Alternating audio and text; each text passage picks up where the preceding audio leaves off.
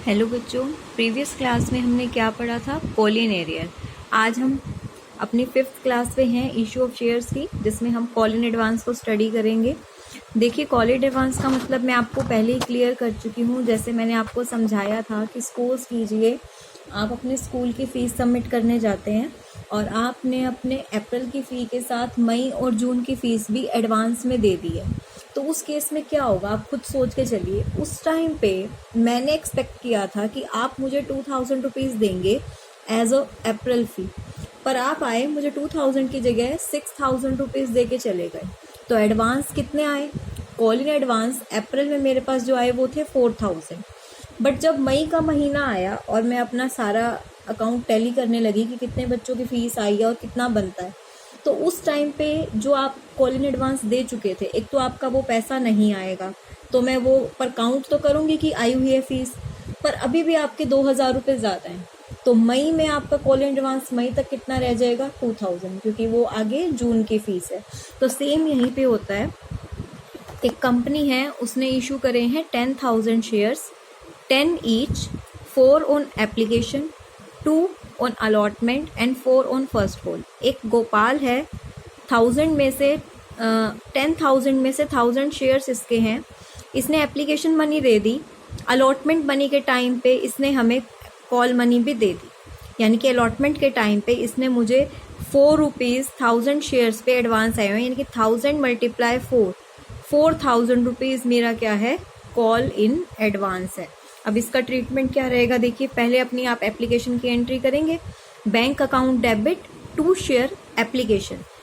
Total shares कितने हैं? 10,000। Application money कितनी है? 4। तो एप्लीकेशन पे कितने रुपए आए मेरे पास? 40,000।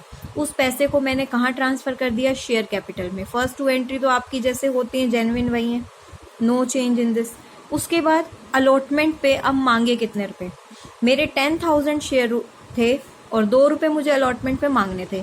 तो अलॉटमेंट पे कितने रुपए मांगे थे मैंने? Share allotment account debit to share capital. 10,000 shares और अलॉटमेंट पे 2 रुपये का एक शेयर था, तो 20,000 रुपये मांगे थे। पर 20,000 मांगे थे, पर आए मेरे पास 24,000। क्यों? क्योंकि शेयर अलॉटमेंट के तो 20,000 थे, पर एक पर्सन था जिसने कॉल मनी दे दी। कॉल मनी है 4 रुपये की, और वो पर्सन गोपाल के हैं 1000 शेयर्स। तो 4000 रुपये मेरे पास एडवांस आ गए। तो बैंक में कितने आए? 24,000। अलॉटमेंट के कितने थे? 20,000। और कॉल इन एडवांस कितनी हो गए? 4,000। क्लियर है? ये चीज़ सबको क्लियर है? एक तरह की इनकम है, इसीलिए क्रेडिट है। कॉल इन एरियर हमारे लिए क्या था? एक तरह का लॉस था, तो हमने उसको डेबिट किया था। अब देखो, जब फर्स्ट कॉल की बारी आई तो पहले हमने मांगे कितने हैं? 40,000। अब मैंने 40,000 मांगे। एक पर्सन था गोपाल, उसने बोला कि मैं तो पहले दे चुका हूँ, तो वो दोबारा से पैसे नहीं देगा। देखो, बैंक में 9,000 शेयर्स ने पैसे दिए, 1000 ने नहीं दिए। हमने वहाँ पे रिकॉर्ड कर दिया, हाँ 1000 पहले आ चुके हैं, 1000 पहले क्रेडिट हो चुके हैं। अब उसको हम क्या कर देंगे? डेबिट कर देंगे, क्योंकि वो दोबारा पैसे नहीं देगा, वो एक बार दे चुका है। बैंक एक बार पहले डेबिट हो चुका है, बैंक दोबारा डेबिट नहीं होगा। ठीक है? तो कॉल इन एडवांस जितने से पहले हमारा क्या हुआ था क्रेडिट, हमने उतने से ही क्या कर दिया? डेबिट। तो bank account debit, call in advance account debit to share first call.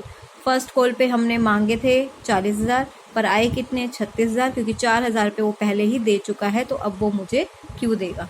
तो ये एक सिंपल क्वेश्चन हमने किया था। अब हम एक थोड़ा सा इस क्वेश्चन को बढ़ा देते हैं, क्वेश्चन में थोड़ा एक्स्ट्रा ऐड कर देते हैं। ध्यान से समझिएगा इस क्वेश्चन को। एक्स लिमिटेड 10,000 शेयर्स हैं, 10 रुपीज़ हैं। इसको हमने 3313 में डिवाइड किया है। Application, allotment, first call, final call. 50 rupees premium है, यानी कि 10 के शेयर हमने कितने में इशू करे हैं? 60 में।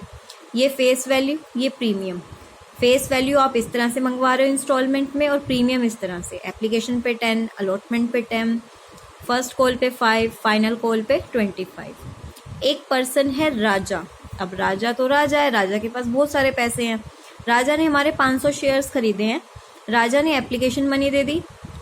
फिर एप्लीकेशन मनी तो उसने भेजी, पर जब कंपनी की तरफ से पैसे मांगे गए, उसने कहा भाई मैं बार बार डिस्टर्ब होता हूँ, एक काम करो, जितना भी ओवरऑल मेरा पैसा तुम सारा एक साथ ले लो। राजा ने अलॉटमेंट के टाइम पे हमें फर्स्ट कॉल भी दे दी, हमें सेकंड कॉल भी दे दी। उसने अपना सारा पैसा दे दिया। अब जब हम पैसे मंगवाएंगे फर्स्ट और सेकंड कॉल, तो हम राजा को नहीं कहेंगे कि पैसे दो। अगर राजा के पास लेटर जाएगा भी तो वो पैसे नहीं भेजेगा, क्योंकि उसने हमारे को पैसा एडवांस में दे दिया है। क्लियर है? तो देखिए कॉल इन एडवांस कैसे निकालेंगे। फर्स्ट कॉल पे कितना कॉल इन एडवांस है? राजा के शेयर है 500, ठीक है। फर्स्ट कॉल पे राजा से हमने कितने रुपए लेने थे? 1 रुपया फेस वैल्यू, 5 रुपये प्रीमियम। टोटल कितना लेना था? देखो यहाँ पे टोटल कितना बनता है? 6। यहाँ पे टोटल कितना बना? 28। 500 शेयर पे 6 रुपये उसने मुझे पहले ही दे दिए, तो फर्स्ट कॉल का कॉल इन एडवांस कितना हो गया? 3000। सेकंड कॉल पे 500 शेयर पे 28 रुपये उसने मुझे पहले ही दे दिए, तो 14000। तो टोटल कॉल इन एडवांस कितना हो गया? 17000, जिसमें से 3000 फर्स्ट कॉल का है और 14000 सेकंड कॉल का है। अब एंट्री देखो, bank account debit to share application, ठीक है। Share application account debit to share capital to security premium. Premium भी है ना, अब तो प्रीमियम की एंट्री तो हर उसमें होएगी, और प्रीमियम की एंट्री ध्यान रखना शेयर कैपिटल वाले में होती है, बैंक वाले में नहीं होती। तो share application account debit to share capital to security premium. Share capital में गए 3 रुपये, 10,000 शेयर्स, और सिक्योरिटी प्रीमियम में कितने गए? 10,000 गुना में 10।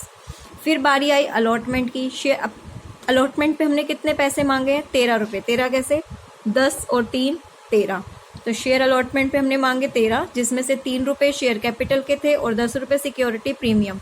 पर हमें मिले कितने हैं? देखो शेयर अलॉटमेंट के 13 रुपये तो मिले ही मिले हैं, पर कॉल इन एडवांस के 17,000 जो आप वर्किंग नोट्स में निकालोगे, ये आप वर्किंग नोट्स में निकालोगे। वर्किंग नोट्स में 17,000 कैसे आया? आपको पता है राजा ने फर्स्ट कॉल भी दे दी, सेकंड कॉल भी दे दी, तो 3,000 और 14,000 को प्लस करके कितना आ गया? 17,000। तो इन दोनों का ऐड करके बैंक में आ गया। बैंक की अमाउंट कैसे निकलेगी? इन दोनों को प्लस करके। ये अलॉटमेंट का पैसा था, ये कॉल इन एडवांस। अब देखिए आगे, share first call account debit to share capital to security premium. First call पे हमने कितने रुपए मांगे? 6 रुपये मांगे, ठीक है। पर अब देखो फर्स्ट कॉल पे 10 के 10,000 मुझे क्यों देंगे?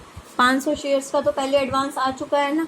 तो देखिए bank account debit, call in advance account debit to share first call. मांगे 10,000 से थे, पर 500 शेयर्स मुझे नहीं देंगे क्योंकि 500 ने पहले दे चुका है। अब ये ध्यान रखेंगे, यहाँ पे जो हमारा कॉल इन एडवांस था सारा का सारा डेबिट नहीं होगा। फर्स्ट कॉल का सिर्फ 3,000 था, तो फर्स्ट कॉल के टाइम पे सिर्फ 3,000 ही डेबिट होगा, 500 गुना में 6, और बाकी बैंक में जाएंगे। इसी तरह सेकंड कॉल की एंट्री होगी। सेकंड कॉल पे मांगे 28 रुपये, 3 रुपये कैपिटल और 25 रुपये प्रीमियम के नाम पे। जब हमने बैंक की एंट्री करी तो बैंक में आएंगे 9500 शेयर्स के, क्योंकि 500 शेयर्स के ऑलरेडी आ चुके हैं, वो हम शो कर देंगे कि कॉल इन एडवांस में वो पैसा पहले आ चुका है। ठीक है, क्लियर है यहाँ तक? किसी को कोई डाउट हो इसमें तो देख लेंगे। इसमें आपका प्रीमियम और कॉल इन एडवांस दोनों मिक्स था। Thank you.